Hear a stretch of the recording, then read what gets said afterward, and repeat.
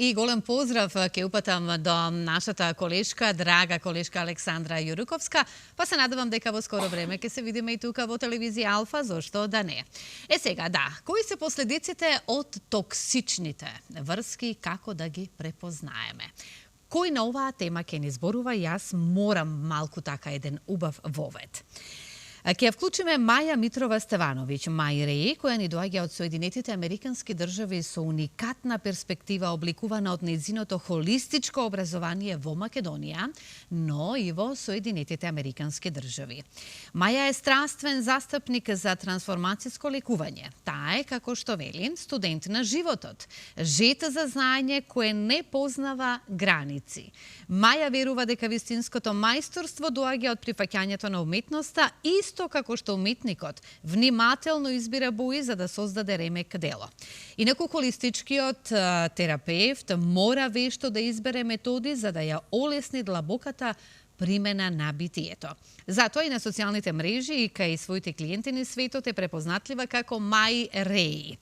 Еве тука и ова утро, со оглед на тоа дека сме од Неготино, па затоа ќе те вклучиме онлайн со оглед на тоа дека имаме тема која што не засега сите нас и која за жал во последно време, ке ни каже и Маја, е се поприсутна, поготово токсичните врски. Кои се последиците од токсичните врски и како да ги препознаеме? Но пред се, добро утро, Маја. Добро утро, светло утро на сите вас во студиото и на македонската јавност која што не гледа пред малите екрани. Така, веднаш да започнеме за да не одземаме време, затоа што знам дека ова ќе биде интересна тема за многумина и ќе се препознаат најверојатно од она што ќе го слушнат, па веднаш на самиот почеток, што е токсична врска? По дефиниција, токсичната врска всушност е секоја врска во која што постои однесување кое е штетно, навредливо, понижувачко, контролирачко или пак манипулирачко.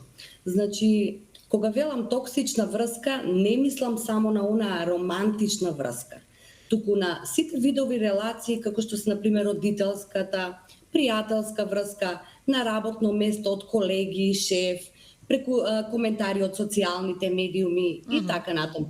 Јас сакам да напоменам дека овие денови на социјалните мрежи имав анкети за сите овие врски, и статистиката покажа дека најзастапена е токсичната родителска врска.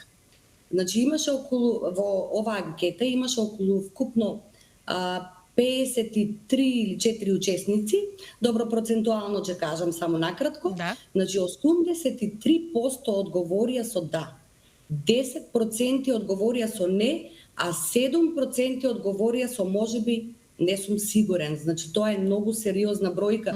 Околу 44 битија се чувствувале контролирано, критикувано, заробено во родителските односи. Од родителите, така ли? Да. И сето тоа ги доведува до сомнеж во сопствените одлуки, во ниска самодоверба. Исто не се за подценување овие 7%. Значи, уште полошо е тоа, да не знаеш од каде доаѓа таа токсичност, а сигурно се самообвинуваат, се чувствуваат несигурно, исплашено, не знаат од каде сето тоа доаѓа.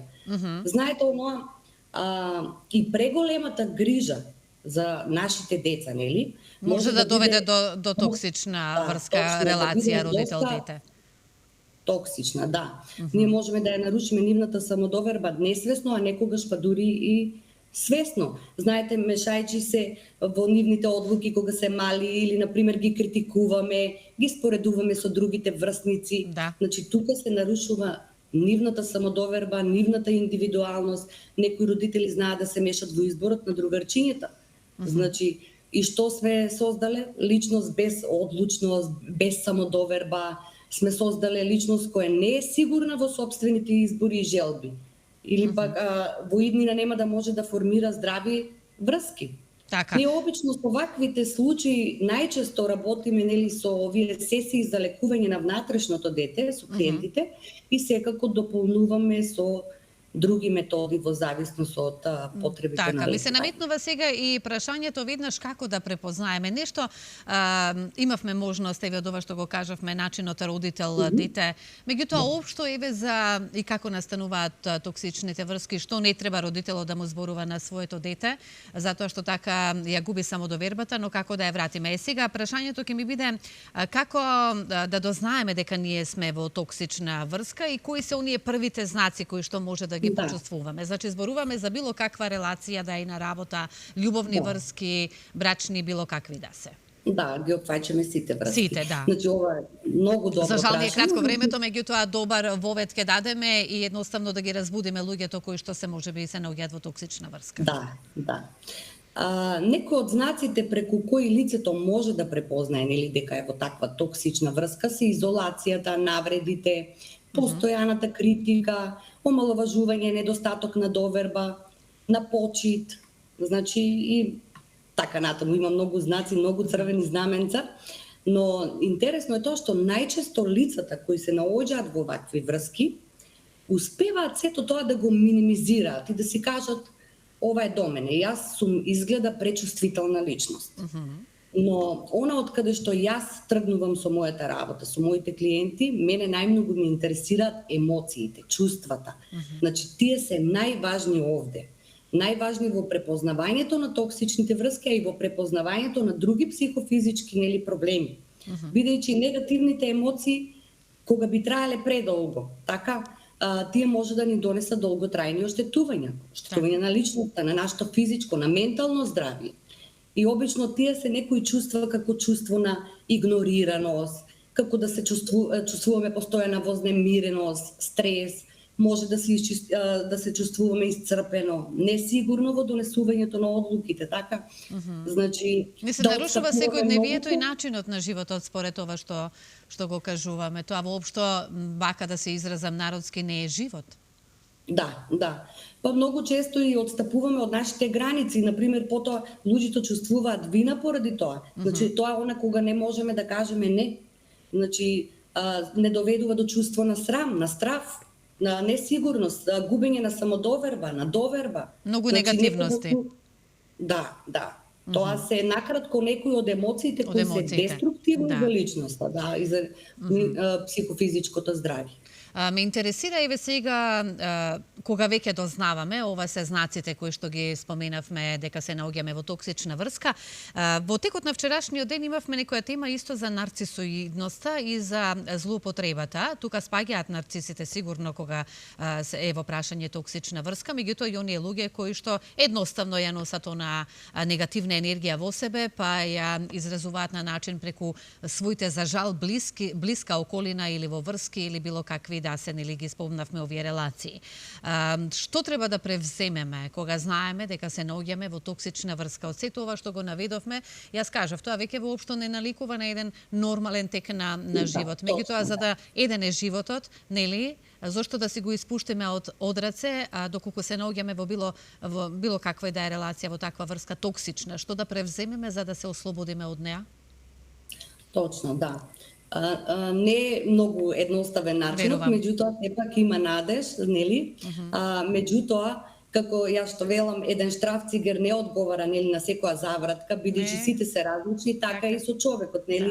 Секоја индивидуа е различна, нивната приказна е различна, бара посебен нели пристап. Меѓутоа, препознавањето, тоа е нешто што мене ме радува кога некој препознава дека има проблем. И најчесто и на клиентите им велам браво, честитки, значи што ме препознава. Тоа е првиот чекор веќе кон подобрување. Тоа е првиот чекор, да. Меѓутоа, не треба да застанат овде луѓето. А најчесто го прават тоа. Препознаваат дека се во токсична врска и толку. Овде се завршува и јас се седам во таа комфорт зона, мислам, овде да напоменеме, не значи дека ние треба да се разделиме, да ги оставиме родителите или да се разведеме. Така, да. Меѓутоа може да се дојде до начин да се поправат нештата. Да, така, да се најде начин. Вториот чекор во кој што треба, нели, одиме е храброста за освестување, признавањето дека постои некаков проблем. Обично препознавањето доаѓа со оние прашања зошто, нели, како 1000 зошто, 1000 затоа да не постоело, нема да има како, зошто, затоа, нели?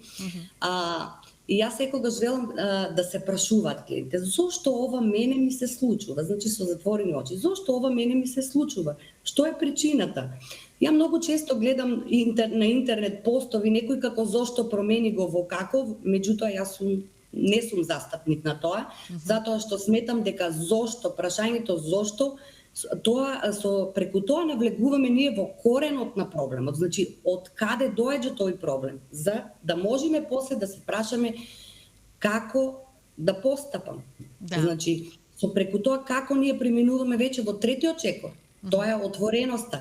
Значи, да разговараме, да побараме помош, да побараме насоки за излез од оваа ситуација. Значи, исто пак ќе напоменам, многу од клиентите му е многу тешко да се отворат, да зборуваат. Тоа е многу голем проблем. Значи, знаат дека имаат проблем, знаат кој е проблемот, од каде потекнува, меѓутоа нема отвореност. Четвртиот чекор, исто кој што е меѓу најбитните, тоа е поставувањето на границите.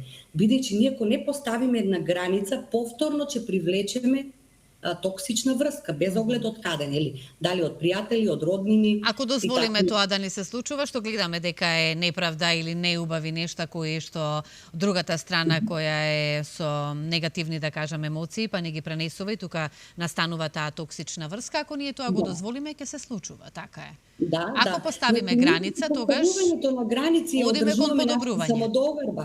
Си искажуваме љубов, љубезно, се штитиме од емоционални, од физички заболувања. И последниот чекор што е нели најбитен, најважен и малку подолг во работењето, тоа е исцелувањето. Значи тоа е процес на повторното откривање на сопствената вредност, на обновата на чувството на себе. Значи тоа е процес во кој ние го доведуваме битието со кое работиме до целовитост. Значи исцелувањето значи да си целовит, да си битие како што Бог те создал да битствуваш. Така, овие минути кои што ги имаме на располагање, јас се замислив затоа што на почетокот кажавме дека мислев, искрена да бидам, дека токсичните врски најмногу ги има во оние љубовните врски. Меѓутоа, вие кажавте дека не, тоа дека не е така, затоа што тие може да се раскинат во било кое време, но дека имаме токсични врски родители-деца. Па јас би сакала малку повеќе околу оваа тема да позборуваме овие минути да ги искористиме. Што не треба, еве, да прават родителите на своите деца? Да потсетиме и да појасниме. Да. Знаете како, некогаш и самите родители си го имаат тоа однесување наследено од нивните родители и несвесно можат да ги критикуваат. Најлоша е критиката, нормално, нели, ако нешто не е правилно, треба да го критикуваме. Да посочиме пример, ако има некои слаби оценки, веднаш посочуваме дека некое дете, еве, тоа е подобро од тебе, како може тоа да е подобро во учењето, во фудбал, во било што и да е, и со самото тоа, самодовербата кај детето се уништува. Точно, се уништува. Значи, треба да пристапиме на подруг начин, да искажеме неговата вредност, да поттикнеме неговата желба за да учи повеќе, а не да го споредуваме со другите деца. Она што би сакала исто да напоменеме, во Соединетите Американски држави, што конкретно Маја оттаму созна, едноставно научи? Многу повеќе.